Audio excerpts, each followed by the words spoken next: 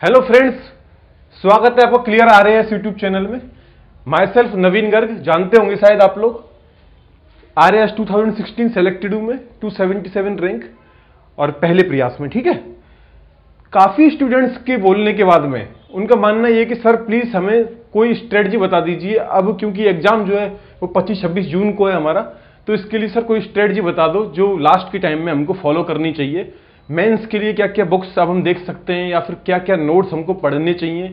तो उस तरीके के लिए ना मैंने एक जो है प्रॉपर एक वीडियो बनाया है, और ये वीडियो आई थिंक आप लोगों के लिए काफ़ी मदद करेगा। इसमें मैंने बताया है कि जो जो गलतियां या फिर जैसे जैसे मैंने पढ़ाई की और पढ़ाई करने के बाद जो जो गलतियां मेरे से हुई तो आप ना करें वो, और हम जो है अपना सिलेक्शन भी गेन कर लें, और जो पहली बार दे रहे हैं उनके लिए भी बेनिफिट रहे, वो भी पहली बार में निकल जाए। या फिर जो लोग ग्रामीण क्षेत्र में रह रहे हैं अभी भी, वो एग्जाम से सिर्फ 8-10 दिन पहले ही आ सकते हैं, अपने सेंटर्स के नजदीक पहुंचेंगे। तो जैसे भी हो उन लोगों के लिए भी मटेरियल अवेलेबल हो जाए, जयपुर वगैरह नहीं आ सकते जो लोग, तो उनके लिए क्या क्या स्ट्रेटजी, कैसे कैसे सिस्टम को चलाया जाना चाहिए जिससे हम क्या है अपना अच्छा खासा स्कोर हम गेन कर सके मेंस में, और उसके बाद में जो है हम इंटरव्यू पे पहुंच जाएं। तो देखिए यहां पे आप लोगों ने जो भी ये मेंस के लिए है, तो प्रीलिम्स आप लोगों ने दिया होगा। अब प्रीलिम्स के बाद में फाइनल जो लोग सेलेक्ट कर दिए गए, चाहे वो ओबीसी से हो, चाहे वो एससी कैटेगरी से हो, चाहे वो एसटी कैटेगरी से हो, किसी से भी हो, कोई फर्क नहीं पड़ता। प्रीलिम्स आप लोगों ने पास कर लिया है। अब प्रीलिम्स पास करने का मतलब क्या होता है, ये 3 फेज क्यों होते हैं, इन तीनों फेजों का अपना अपना जो है एक औचित्य होता है। प्रीलिम्स का मतलब होता है कि यह निश्चित कर लिया गया है आरपीएससी के द्वारा, या राजस्थान की जो शिक्षा के क्षेत्र में सबसे बड़ी संवैधानिक संस्था है, उसने ये निश्चित मान लिया है कि जिन बच्चों को मैंने सेलेक्ट किया है प्रीलिम्स में, वो बच्चे प्रशासनिक सेवाओं में आने के लिए गंभीर हैं। इस शब्द पे आप ध्यान देना। इसका मतलब क्या हुआ, जो बच्चे जिन्होंने प्रीलिम्स निकाल लिया, इसका मतलब क्या हुआ कि वो बच्चे क्या हैं, गंभीर हैं, दे आर सीरियस। ठीक है, और इसके बाद का जो अगला जो फेज होता है, यहां सिर्फ गंभीरता चेक की जाती है प्रीलिम्स में, और फिर इसके बाद जो अगला फेज होता है मेंस का, उस मेंस में क्या चीज चेक की जाती है, आपको नॉलेज, आपका जो ज्ञान है वो चेक किया जाता है। ठीक है, ये आपका चेक किया जाता है, नॉलेज हम चेक करते हैं। फिर मेंस में जब हम क्वालिफाई कर लेते हैं, इसीलिए आपने देखा होगा मेंस का जो सिलेबस है वो बहुत ज्यादा होता है, काफी तरीके के पेपर होते हैं। यूपीएससी में तो ऐसे अलग से आता है, इंग्लिश का ज्ञान अलग से चेक करते हैं, हिंदी का या फिर कोई भी एक आपकी जो मदर टंग है जो है उसका अलग से चेक करते हैं, फिर एथिक्स आपके लिए अलग होती है। तो इसलिए क्या मेंस का यही होता है कि आपकी नॉलेज, आप ओवरऑल आपकी नॉलेज चेक की जाती है। इसके बाद का जो अगला स्टेप आता है, जब हम इसको क्लियर कर लेते हैं, फिर आता है इंटरव्यू। इंटरव्यू का क्या है, इंटरव्यू में आपका ये वाला ज्ञान जो यहां चेक किया गया था उसका आप कैसे इस्तेमाल करते हो व्यवहार में। यहां पे क्या चेक किया जाता है, आपका व्यवहार चेक किया जाता है, और वो व्यवहार का बेस क्या होता है, जो आपने ज्ञान अभी तक अचीव किया है तो उसका आप कैसे कैसे यूटिलाइजेशन करते हो। ये 3 स्टेप होते हैं। जब आप इसको भी क्लियर कर लेते हो तो फाइनली वो आपको ट्रेनिंग प्रोवाइड कराते हैं, और ट्रेनिंग प्रोवाइड कराने के बाद में वो आपको कहीं ना कहीं ज्वाइनिंग दे देते हैं। ये 3 फेज होते हैं। प्रीलिम्स अपन लोग कर चुके हैं, अब हम मेंस की बात करेंगे। देखो मेंस आपका टोटल होगा 800 नंबर का। अब इन 800 नंबर में जैसे जैसे मैंने की है और मैं अभी कर रहा हूं, जैसे दूसरे फेज के लिए कर रहा हूं अभी, जैसे हो सकता है प्रॉपर मिल जाए अब की बार, तो प्रॉपर के लिए, एसडीएम के लिए या फिर आरपीएस के लिए तैयारी कर रहा हूं। तो अब उसमें मैंने पिछली बार क्या क्या गलतियां छोड़ी, कैसे कैसे की थी, काम चल गया था, और क्या क्या गलतियां छोड़ी, वो हम एक साथ में देखेंगे। 800 नंबर के सिलेबस में से हम किस प्रकार से पढ़ाई करें कि मैक्सिमम मार्क्स हम गेन कर पाए। देखो कट ऑफ कितनी जाएगी मेंस की, ये कभी मत पूछना कि मेंस की सर कट ऑफ लगभग कितनी जा सकती है। वो एक जो है बेतुका सवाल है, उसको निश्चित करने वाले ना हमें और ना आप हैं, वो खुद वहां पे निश्चित होता है कि जो शुरू के टॉप बच्चे कहां तक पहुंच रहे हैं। ठीक है, तो इसमें जो है पेपर 1 होगा आपका, वो 200 मार्क्स का होगा। पेपर 2 होगा, वो 200 मार्क्स का होगा। पेपर 3 जो होगा वो भी 200 मार्क्स, और पेपर 4 जो है वो भी 200 मार्क्स का होगा। अब इसके लिए हमें क्या क्या बुक्स फॉलो करनी चाहिए, क्या क्या टाइमिंग, कैसे कैसे टाइम निकालें। 4 पेपर एक साथ चढ़ जाते हैं आकर के हमारे पर, हम कैसे कैसे टाइम निकालें, और फिर इसको जो हमें पढ़ा है उसकी प्रैक्टिस कैसे करें, ये हम यहां पे देखेंगे। तो मैंने इनको एबीसी खंड में इसलिए बांट दिया है, इसमें आप सिर्फ 2 ही रखें, ए और बी खंड रखें, बस सी नहीं है इसमें। पेपर नंबर 4 में इनमें क्या 3 खंड इन्होंने करके दिए हैं पेपर के हिसाब से। तो पहला वाला जो खंड आता है ना, वो आता है आपका हिस्ट्री का। किसका, हिस्ट्री का। और दूसरा जो आता है वो आता है आपका इकोनॉमिक्स का, मतलब अर्थव्यवस्था का। और तीसरा जो है इसमें भी इन्होंने 3 उपखंड बांट दिए। इसमें इन्होंने क्या क्या कर दिया, एक में तो कर दिया मैनेजमेंट कर दिया है, ठीक है, और दूसरा इन्होंने कर दिया इसमें फाइनेंस कर दिया है, और तीसरा इन्होंने इसमें किया है सोशियोलॉजी, जिसको कहते हैं समाज शास्त्र, सोशियोलॉजी, ठीक है। ये 3 हमारे फेज इसमें कर दिए इन्होंने। ए में एथिक्स है यहां पे, बी में यहां पे साइंस एंड टेक है, और सी में यहां पे क्या है, जियोग्राफी किस किस की है, इंडिया की, वर्ल्ड की, और किसकी, राजस्थान की, ठीक है। यहां पे पेपर नंबर 3 में यदि हम यहां पे देखते हैं इसका पेपर नंबर 3 का, तो इसमें पॉलिटी है, आईआर है साथ के साथ में, और क्या है अपना राजस्थान की स्थिति क्या है, राजस्थान की डेमोग्राफी, राजस्थान की पॉलिटिक्स क्या है, वो सब भी है इसमें। फिर कुछ सेकेंड वर्ल्ड वॉर के बाद की जो स्थिति है वो भी पूछी गई है, ओके। फिर आता है हमारा बी पोर्शन। बी पोर्शन क्या, पूरा पूरा पवेड। और थर्ड में क्या आता है, स्पोर्ट्स, योगा,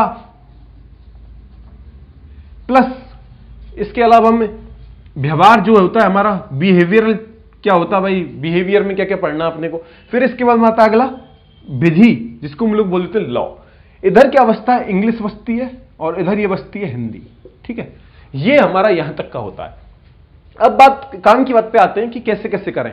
देखो पेपर नंबर जो 2 है, पेपर नंबर जो 2 है और पेपर नंबर जो 4 है, यूं तो खैर क्या 4 पेपर ही सिलेक्शन के लिए इंपॉर्टेंट होते हैं, और सिलेक्शन में कहीं भी आपको यदि कहीं पीछे रह जाते हो तो आप क्या है कि आपको सिलेक्शन होने की उम्मीद जो है कम होती चली जाती है। लेकिन पेपर 2 और पेपर 4 ये आपका एक तो सिलेक्शन सुनिश्चित भी करते हैं, सुनिश्चित करते हैं, दूसरा जो है आपका रैंक इंप्रूवमेंट भी करके देते हैं। पिछली बार की तरह अब की बार भी, चाहे भले ही इसमें मैथमेटिक्स हटा दी गई है, लेकिन वापस से यह एक सब्जेक्ट रहेगी जहां डिसाइड होगा कौन अच्छा है कौन बुरा है, और पेपर नंबर 4 फिर से डिसाइड करेगा कौन अच्छा कौन बुरा है। पेपर 1 और पेपर 3 बहुत अच्छा जो अच्छे कर देंगे वो ओवरऑल निकल ही जाएंगे, पार ही हो जाएंगे। लेकिन पेपर 1 और 3 का क्या है कि आप जितना टाइम दोगे ना, लेकिन आपको जो मार्क्स जो आपके आएंगे, आपकी जो जितना टाइम आपने दिया और उसके बाद जो आपके मार्क्स आए, उनसे आप जो है कभी भी संतुष्टि के स्तर पे आप नहीं पहुंच पाओगे, संतुष्टि के स्तर पे नहीं पहुंच पाते। इनमें आप अच्छा भी करते हैं तो भी जो मार्क्स जो होते हैं ना, वो आपके 80 से 90 के बीच में अटक जाते हैं। 90 से ऊपर खींचना मतलब बहुत ज्यादा टफ हो जाता है इधर। लेकिन पेपर 2 जो है, क्योंकि इसमें अब क्या किया गया, इसमें अलग से इथिक्स पूरी की पूरी 60-70 नंबर की जोड़ दी गई है। साइंस टेक वापस से वही के वही परेशान कर रहा है बच्चों को, कोई कोचिंग किसी के पास भी इसके नोट्स अवेलेबल नहीं है ठीक से। इसीलिए मैंने इसके सारे के सारे जो वीडियोस हैं साइंस और टेक के, वो मैंने अपने चैनल क्लियर आ रहे हैं इस पे बाकायदा नोट्स के साथ में अवेलेबल करवाए कि बच्चों का कैसे भी करके भला हो, ठीक है। स्टूडेंट्स कैसे भी करके वो चीज प्राप्त कर ले जो उन्हें नहीं मिल रही है। फिर इसमें सी जो थर्ड पोर्शन जो था, इसमें ये ज्योग्राफी है। ज्योग्राफी में आप ज्यादा नंबर नहीं खींच सकते हो, आप ज्योग्राफी में मात्र जो है 30 से 35 नंबर खींच पाओगे, ठीक है। और यहां पे एथिक्स में जो है अभी तक पता ही नहीं है क्या तो आने वाला क्या नहीं, तो ऑन एन एवरेज आप देखोगे तो 15 से 20 मार्क्स ही आ पाएंगे। फिर आप यदि इधर भी यदि मार्क्स नहीं ले पाते हो तो स्थितियां बड़ी नाजुक हो जाती हैं। आप इधर मैक्सिमम 35 लगा लीजिए, इधर 20 लगा लीजिए, 55, इधर आप जो कुछ भी नहीं करके गए वो तो 10 नंबर भी नहीं लाएंगे, हो सकता है कुछ थोड़ा बहुत करके गए तो 20 नंबर, मतलब 70 से 75। जबकि ये जो पेपर था इसमें आप आराम से जो है ना, आराम से आप 100 स्कोर कर सकते थे, बहुत इजी था स्कोर करना 100, तो आप चाहो तो 110 भी आप यहां से कर सकते हो। पेपर नंबर 4, क्योंकि पेपर नंबर 4 क्या है, हिंदी और इंग्लिश का है। अब यहां पे समस्या क्या होती है, जिसको हिंदी आती है उसको इंग्लिश ठीक से नहीं पकड़ रहा है, जिसको इंग्लिश आती है वो हिंदी ठीक से नहीं पकड़ रहा है, तो इसलिए इस पेपर में मार्क्स जो है ओवरऑल कम रह जाते हैं। तो यदि आप हिंदी और इंग्लिश दोनों में सामंजस्य बनाते हुए, चलो कोई बात नहीं, राजस्थान में मैक्सिमम लोग जो है वो हिंदी मीडियम है, तो हिंदी मीडियम में कम से कम आप इधर से कम 70 नंबर खींच लें, और 70 खींच सकते हैं आराम से, ऐसी कोई दिक्कत नहीं। क्यों? क्योंकि 120 नंबर का पोर्शन है, 50 ऑब्जेक्टिव है, 50 में से 40 ले लो बाबा, 40 आप यदि यहां से ले लेते हो तो 2-3 नंबर भी मिलेंगे, फिर तो आपको 70 नंबर हो जाएंगे वो, ठीक है। और यहां से आप जो है ये इंग्लिश वाले पोर्शन में आप जो आराम से 30 नंबर, तो जब आप बिल्कुल कमजोर हो तब आप कैसे लोगे? आप ऐसे को सीख के, आप लेटर को सीख के, हाँ इधर 30 नंबर लाने में भी स्थितियां खराब होंगी। किसमें? इंग्लिश में। लेकिन जो हिंदी मीडियम के बच्चे, वो कैसे भी करके थोड़ा बहुत लिखने की कोशिश करें जिससे हम यहाँ पे नंबर बढ़ाएं। वो कैसे बढ़ाए जाएंगे नंबर, वो मैं आपको बताऊंगा, ठीक है। और साथ के साथ में जो इंग्लिश मीडियम वाले बच्चे, वो हिंदी का जो ऑब्जेक्टिव पोर्शन है उसको ठीक से कर लें तो शायद जो है नंबर बढ़ जाएंगे। तो 100 इधर 100 इधर, आपको 100 इधर 100 इधर पे क्या स्थिति हो रही है कि आपको कोई भी इंटरव्यू कॉल से नहीं रोक सकता। एक तो आप इंटरव्यू कॉल तो सुनिश्चित है ही, ठीक है। आप यदि 200 नंबर ले लेते हो तो इंटरव्यू कॉल सुनिश्चित। अब ऐसा मत करना कि इधर कुछ भी नहीं लिख के आओ, ठीक है, क्योंकि लगभग 330 340 गई थी पिछली बार, 327 मान लो।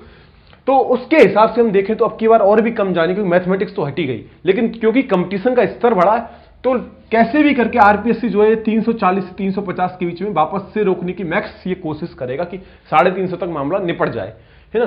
तो जब हम यहां कर लेंगे और पेपर 1 और पेपर 2 को यदि ठीक से ले लेंगे, यदि हम यहां से यदि 80 नंबर भी ले लेते हैं तो 360 नंबर हो जाते हैं हमारे।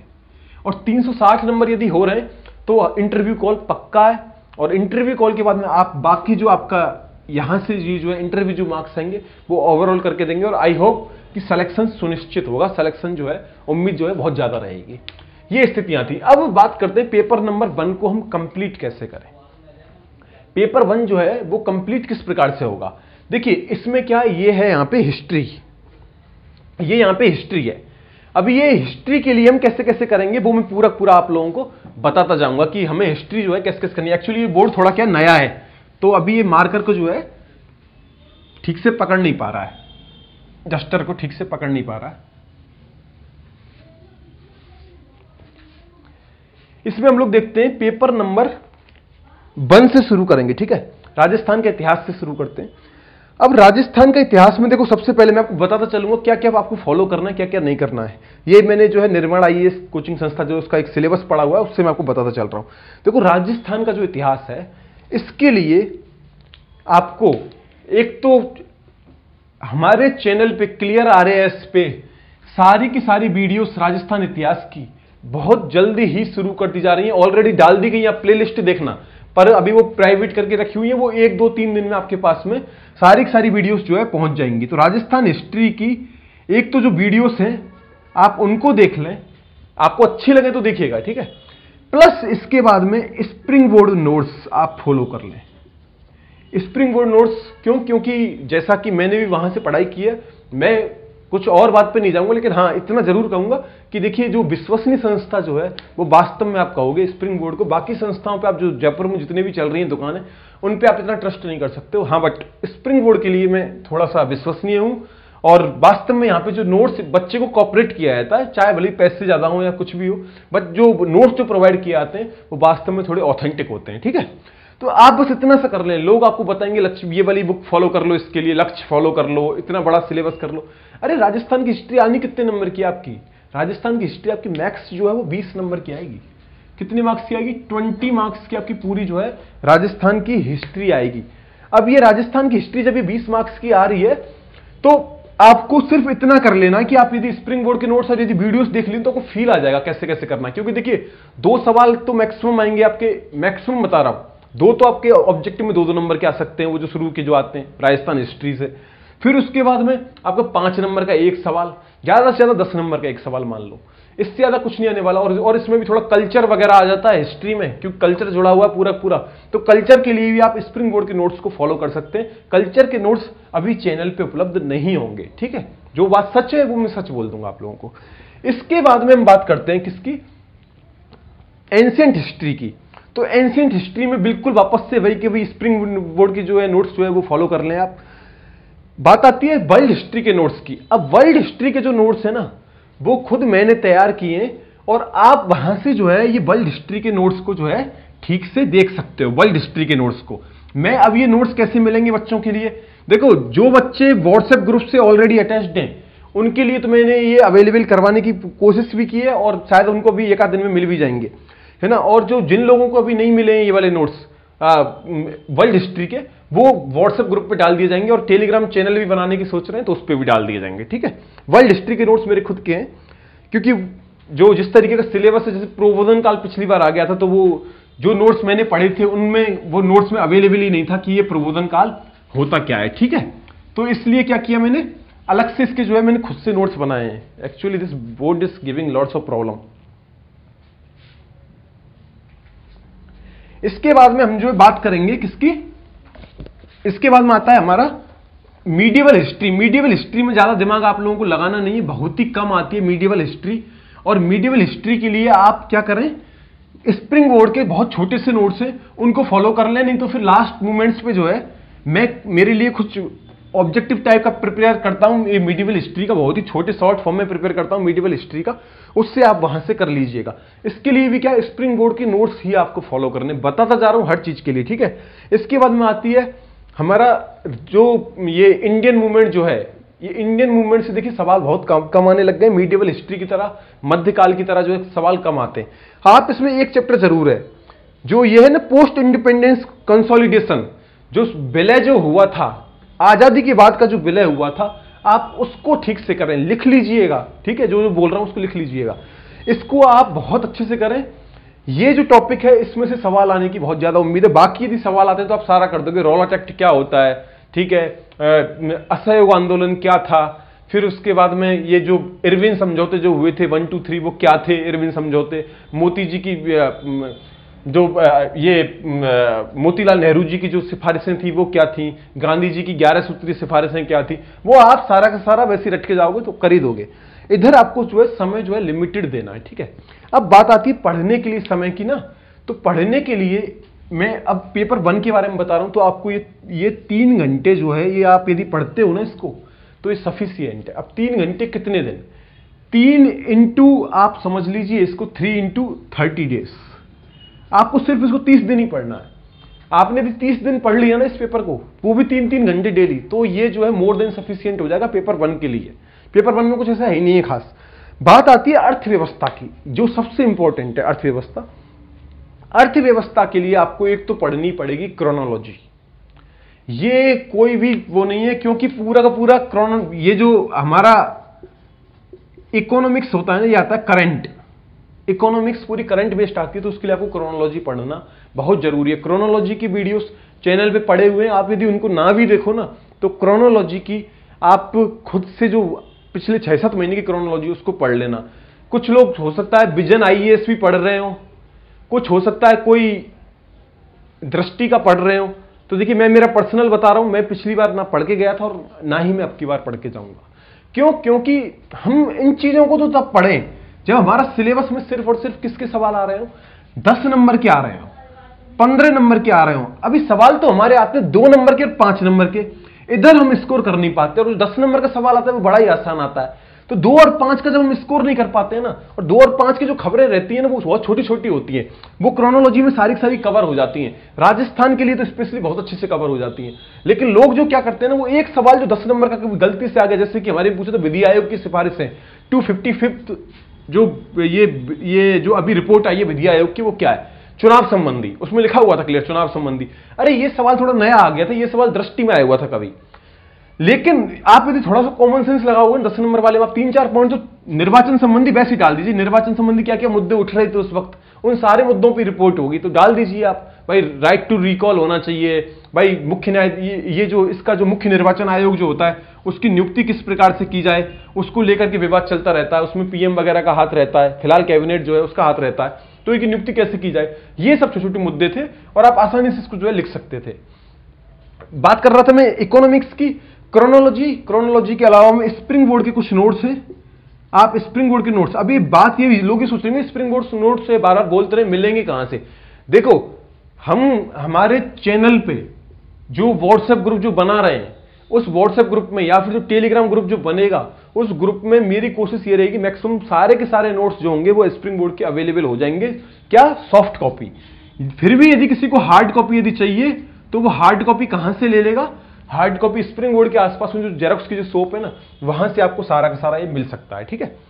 Chronology, spring board notes, plus यदि आप इकोनॉमिक रिव्यू यदि नहीं पढ़ते हो तो आपका कोई भी औचित्य नहीं है इसको पूरे के पूरे को पढ़ के जाने का, ठीक है। इकोनॉमिक रिव्यू जरूर पढ़ जाना, बिना इकोनॉमिक रिव्यू के आपके इकोनॉमिक्स के जो मार्क्स हैं ना वो सारे सारे कट जाएंगे, ठीक है। इकोनॉमिक रिव्यू से बहुत ज्यादा सवाल आते हैं और स्पेशली राजस्थान के सवाल जो होते हैं वो इकोनॉमिक रिव्यू को यहीं से होते हैं।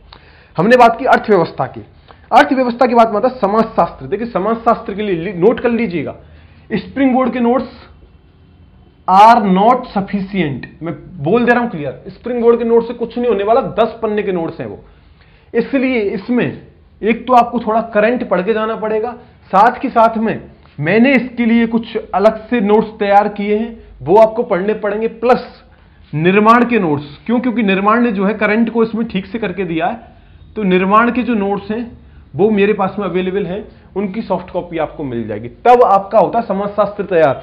इनसे कोई पता नहीं, कहो तो एक भी सवाल नहीं आए, सामाजिक मूल्य क्या होते हैं कोई नहीं पूछेगा आपसे, नहीं पूछा पूछ सकते हैं, पिछली बार पूछ लिए थे, लेकिन यदि अब की बार नहीं पूछे तो नहीं पूछे। क्यों? क्योंकि इसमें ऊपर ऊपर लिख दिया गया है ये मुद्दे एवं सामाजिक समस्याएं। तो ये मुद्दे और सामाजिक समस्याएं जो है ये अपने आप में एक बहुत बड़ा टॉपिक हो जाता है, और उसी पे कहो तो ये ज्यादा सवाल आ जाए, 5-5 नंबर के दोनों सवाल तो कहो तो उसी पे आ सकते हैं, छोटी मोटी डेफिनेशंस डाल देगा वो, ठीक है। इसमें भील मीणा और ये गड़ासी समुदाय जो आप इसको ठीक से करके चले जाएं। इसके बाद में आता है मैनेजमेंट, इसमें मैनेजमेंट, ठीक है, इसका एक हिस्सा हो गया कौन सा, ये सोशियोलॉजी वाला हो गया। फिर इसके बाद में आता है मैनेजमेंट। मैनेजमेंट के लिए आप सीधा सीधा ये स्प्रिंग बोर्ड के कुछ नोट्स हैं वो फॉलो करें, प्लस गीतांजलि के नोट्स हैं। किसके? गीतांजलि के नोट्स। वो गीतांजलि के नोट्स से मैंने थोड़ा कन्वर्ट किया है मामले को, तो वो पड़े हुए हैं मेरे पास में, ठीक है। फिर आता है हमारा क्या, अकाउंटिंग एंड ऑडिटिंग। ये आप इसके लिए, मैं खुद भी बड़ा परेशान रहता हूं इस सब्जेक्ट को लेकर के, और इसके लिए जो है आप क्या कर सकते हो, स्प्रिंग बोर्ड के नोट्स को जो है फॉलो कर सकते हो। अभी जो टीचर पढ़ा रहे हैं स्प्रिंग बोर्ड के, उनके जो नए जो नोट्स हैं उनको ले लीजिए, वो टीचर जो है ऐसा बता रहे हैं लोग कि वो ठीक है ना। इसके बाद में बात आती है कौन सी, एडमिनिस्ट्रेटिव इथिक्स। यहां पे मामला शुरू हो जाता है बड़ा वाला। इथिक्स के लिए क्या करें, तो इथिक्स के लिए आपको पढ़ना पड़ेगा स्प्रिंग बोर्ड के नोट्स के अलावा, क्योंकि वो तो सबके पास होते ही है लगभग, तो उसके अलावा में आपको क्या पढ़ना पड़ेगा, साथ में पढ़ने पड़ेंगे आपको दृष्टि आईएएस के नोट्स। अब दृष्टि आईएएस के नोट्स के कहां हैं, तो उसके लिए भी वापस से वही की वही चीज है कि हम जो है इसकी आपको पीडीएफ अवेलेबल करा देंगे। इन सारे की वीडियो तो अभी डलने से रही मेरे से, तो मैं जो है इसकी जो है पीडीएफ आप लोगों के लिए अवेलेबल करा दूंगा, ठीक है। पूरा नीति शास्त्र के बता रहा हूं मैं। केस स्टडीज के लिए जो आप टेस्ट पेपर्स जो दे रहे हैं ना, उसमें केस स्टडीज को सारे आ रही होंगी, आप उन्हीं को देख लें, ठीक है, उन्हीं को आप लोग करते रहें तो ठीक हो जाएगा इससे। इसके बाद में अगला आता है सामान्य विज्ञान एवं तकनीकी। कौन सा आ रहा है, सामान्य विज्ञान और तकनीकी। ये साइंस एंड टेक जो सबसे ज्यादा डेंजरस पोर्शन था और सबसे ज्यादा परेशान करने वाला पोर्शन था, specially for rural background persons, और या फिर जो लोग यहां पे कोचिंगों में भी पढ़ रहे हैं, तो आप कोचिंगों में भी आपने देखा होगा। मुझे आप किसी कोचिंग का नाम बताएं जिसने आपको ये वाले साइंस एंड टेक जो है कंप्लीटली पूरी तरीके से कराई हो। कहीं नहीं हुई, सिर्फ एक विजय सर जो है स्प्रिंग बोर्ड में, उन्होंने इसको ठीक से कराने की कोशिश किया, और वो क्योंकि वो टेक्नोलॉजी पढ़ाते हैं तो बाकी जो चैप्टर्स जो है वो नहीं करा पाए समय की कमी के कारण, तो उनका टेक अच्छा है। टेक्नोलॉजी और साइंस टेक के सारे के सारे वीडियो चैप्टर वाइज अपने चैनल पे उपलब्ध है, मैंने खुद ने डाले हैं। इसके अलावा में इसके नोट्स भी साथ के साथ में डिस्क्रिप्शन में दिए हुए हैं, आप वहां से फॉलो करें इसको। जो ये जो है ज्योग्राफी है, ज्योग्राफी के लिए तो स्प्रिंग बोर्ड जो है काफी अच्छे नोट्स है। राजस्थान ज्योग्राफी जो है उसको राजस्थान ज्योग्राफी ना समझें, राजस्थान ज्योग्राफी के साथ में आप क्या समझ के चलें, राजस्थान इकोनॉमिक्स भी साथ में समझ के चलें, तब जाकर के काम चलता है। राजस्थान ज्योग्राफी ऐसे नहीं हो पाती है, ठीक है। आपको इकोनॉमिक्स मतलब समझ रहे हो आप, आर्थिक समीक्षा, आप आर्थिक समीक्षा को इसमें जो है राजस्थान ज्योग्राफी में टच करते हुए चलें। राजस्थान ज्योग्राफी के सारे वीडियो पूरी मैंने करा दी, क्लियर आरएएस पे उपलब्ध है, आप देख लीजिएगा वहां पे, ठीक है। इसके बाद आता है प्रश्न पत्र 3। काफी लोगों का मानना यह है कि सर हमारे लिए जो है पॉलिटी के नोट्स दे दीजिए। देखिए पॉलिटी के नोट्स गलती से भी किसी के मत पढ़ लेना, पॉलिटी के नोट्स नहीं होते कुछ भी। पॉलिटी का तो एक हमारे पास में एक ऐसा बड़ा शास्त्र है कि आप उसी से ही पॉलिटी के नोट्स को कवर करने की कोशिश करें। ओहो, पॉलिटी के नोट्स को क्या करें, उसी से कवर करने की कोशिश करें, तब जाकर के आपका हो पाएगा। पॉलिटी किससे, लक्ष्मीकांत से कवर करें आप, ठीक है। आप जब लक्ष्मीकांत से इसको पॉलिटी को कवर करोगे तो आपको कुछ भी नहीं बचेगा, और सवाल भी सीधे सीधे उसी में से उठ के आते हैं। लक्ष्मीकांत 2013 का पेपर उठा के देखिएगा, उसमें सीधा सीधा सवाल आया संघ और किसके ऊपर, एकीकृत व्यवस्था के ऊपर और संघवाद के ऊपर, ठीक है। भाई हमारे यहाँ संघीय व्यवस्था है या फिर एकीकृत व्यवस्था है, तो उसको समझाना था, ठीक है। ये वाला जो सवाल था सीधा सीधा वहां पे उठ के आ गया था, ओके। तो ये पॉलिटी के लिए क्या हो गया, एम लक्ष्मीकांत हो गया। इसके बाद में हम आते हैं राजस्थान की राज्य राजनीति, स्प्रिंग बोर्ड के नोट्स हैं, उनको फॉलो कर लीजिएगा। जितने भी नोट्स हैं कोशिश ये रहेगी कि हम अवेलेबल करवा दें। मैं व्हाट्सएप चैनल पे कुछ जो अच्छे बंदे जो हैं, जो ट्रस्टेबल हैं, उनको एक एक उसकी जिम्मेदारी दे दे रहा हूं। जैसे कि राजस्थान के, जैसे कि ये राज्य राजनीति है, तो भाई तेरे पास पड़े हुए हैं तो तुझे ही डेली डालने हैं वो ग्रुप में, जिससे क्या कोई बच्चा रह नहीं जाए प्राप्त करने से, ठीक है। फिर इसके बाद आता है आईआर का। आईआर तो पूरा पूरा आपका वही क्रोनोलॉजी वाला करंट है। मैं तो आपको नहीं बोलूंगा जरा भी कि आप विजन आईएएस का पढ़ें या फिर कोई और। यदि किसी को समय मिलता है तो आप लोग जरूर पढ़िएगा, और उससे क्या होगा कि आप शायद कर पाओगे ठीक से भी। इसके बाद में देखिए लोक प्रशासन एवं प्रबंधन की, ये जो आता है हमारा क्या, लोक प्रशासन। अब लोक प्रशासन पब्लिक एड में स्प्रिंग बोर्ड के नोट्स आप फॉलो कर लें, अच्छे नोट्स हैं, जो शुक्ला सर ने पढ़ाए थे वही सफिशियंट है आई थिंक। और साथ के साथ में इसके लिए उन्होंने पीछे एक बुक भी दी थी, एक कोई बुक थी छोटी सी, उसको उन्होंने दिया था, और उससे आप इसको कवर कर लोगे, ठीक है। खेल एवं योग, निर्माण आईएएस की खेल एवं योग, ध्यान में रखिएगा, तीसरा पोर्शन शुरू हो गया है पेपर थर्ड का। इसमें निर्माण आईएएस की बुक्स जो हैं, 2 बुक हैं, खेल की अलग है, योग की अलग है, या फिर एक ही बुक है, जो भी है देख लेना। हाँ, एक ही बुक है खेल और योग की।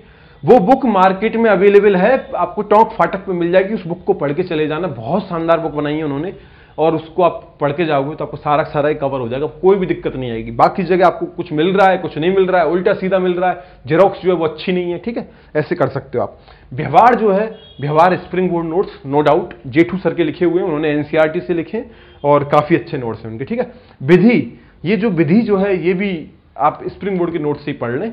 और विधि में ध्यान रखिएगा, आप जो अमेंडमेंट्स हाल ही में हुए हो, कोई भी लॉ वगैरह में, आप उसको विकिपीडिया से देख लें। और विधि को तो जो है मैं खुद भी चैनल पे डिस्कस कराऊंगा। मैं डेली हमारे इस पे इसका जो क्लियर आ रहा है, इसका जो व्हाट्सएप ग्रुप बना हुआ है, उस पर डेली एक पेपर डाला जाता है, और उसको हम लाइव डिस्कशन कराएंगे, ठीक है। और लाइव डिस्कशन सिर्फ उन्हीं बच्चों के लिए रहेगा, किन के लिए, जो उस वक्त अवेलेबल थे। बाद के लिए वीडियो नहीं डाली जाएगी, वो सिर्फ लाइव हो गया सो हो गया, बाकी उस वीडियो को नहीं डाला जाएगा। क्यों? क्योंकि उसमें समझाने का तरीका हो सकता है मेरा थोड़ा अलग हो, ठीक है, तो इसलिए मैं उसको डालूंगा नहीं। फिर इसके बाद आता है पेपर नंबर कौन सा, 4, सामान्य हिंदी और सामान्य अंग्रेजी। इसमें कैसे करें? तो देखिए, हिंदी की बात जहां तक है, तो हिंदी के लिए तो बस मैं एक ही चीज कहूंगा आपसे कि आप लोग जितना ज्यादा हो सकें उतना ज्यादा क्या करें आप यहां पे कि प्रैक्टिस करें। किसकी प्रैक्टिस करें? राघव प्रकाश को पढ़ने की और उसको लिखने की। आप शब्द जैसे 4 शब्द लिख लिए, 3 शब्द सही है और 1 गलत है उसमें, तो किसी दोस्त से लिखवा लें आप, और वो 4 शब्द मिक्स कर करके भाई कौन सा सही है कौन सा गलत है, आप उसकी प्रैक्टिस करें। मुहावरों को जितना उसकी याद करें। इसका कोई सॉल्यूशन नहीं है, इसको आपको रटना ही पड़ेगा राघव प्रकाश को, और जितने भी एडमिनिस्ट्रेटिव शब्द हैं उनको तो आप जरूर ठीक से कर लीजिएगा, ओके। तो ये मेरी आपसे थोड़ी सी रिक्वेस्ट है। आप इंग्लिश के लिए हम लाइव क्लास जब लेंगे तो इंग्लिश के लिए और हिंदी के लिए तो मुझे वहां भी बोलना पड़ेगा, क्योंकि अभी तो मैं क्या है बुक्स वगैरह बता रहा हूं, स्ट्रेटजी कैसे कैसे फॉलो करनी चाहिए हमको, वो मैं बता रहा हूं आपको, ठीक है। फिर इसके बाद में क्या आता है हमारा, ये इंग्लिश का पोर्शन आता है। इंग्लिश आपको बीके रस्तोगी सर से करनी पड़ेगी।